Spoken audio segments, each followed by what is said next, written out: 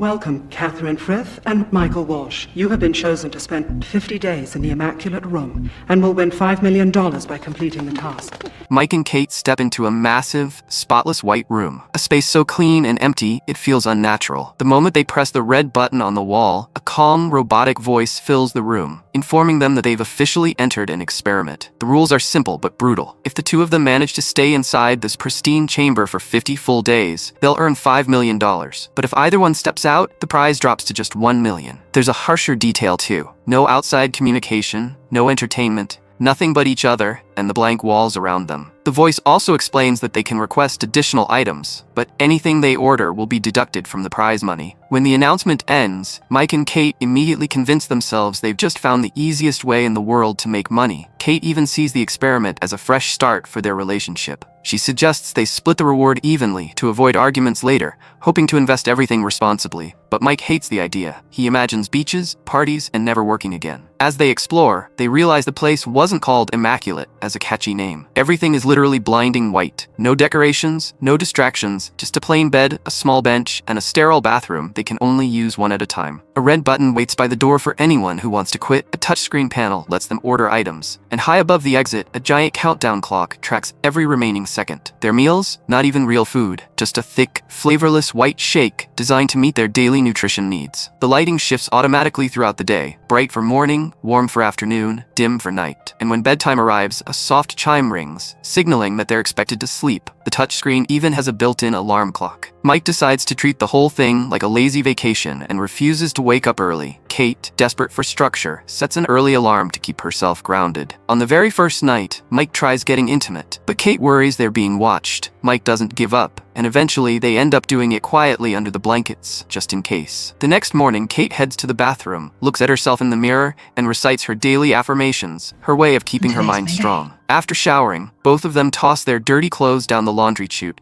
and receive simple, color-coded pajamas in return. To keep her mind active, Kate tries to figure out why Dr. Yan, the mysterious creator of the experiment, would design something like this. Mike explains that he once watched a documentary about one of Yan's earlier tests, which supposedly ended horribly for a working-class family. Nobody knows why the doctor conducts these experiments, only that he's incredibly wealthy and fascinated by how humans behave under extreme conditions. But back inside the sterile room, boredom becomes their first real enemy. Kate meditates to stay calm, while Mike spirals into long, strange monologues about random questions, like why the whole room is white or which direction is correct when brushing teeth. Whenever he becomes too fixated on the countdown clock, Kate snaps him out of it, reminding him he'll lose his mind if he keeps staring at it. Despite her efforts, Mike struggles to sleep, growing more restless each day. Kate sticks to her routine, affirmations, tidying the bed, staying centered, and she tries to lift his spirits whenever he falls apart. While Kate meditates, Mike forces himself to stay active by jogging around the room. To fight off boredom, Mike and Kate start inventing silly games, clapping challenges, makeshift versions of Marco Polo, and even dancing in the middle of the empty room, just to feel alive again. Every time their pajamas get dirty, they toss them down the laundry chute and receive the same plain set all over again. Days blur together until, before they know it, nearly 4 weeks have passed. On day 27, something finally breaks the monotony. Mike spots a tiny insect crawling across the white floor, the very first living creature they've seen since stepping inside. Thrilled, he crouches beside it like it's a long-lost friend, talking to it as if it were a pet. Out of instinct, he tries feeding it a drop of their meal shake, but the moment the liquid touches the ground, the mechanical voice warns them.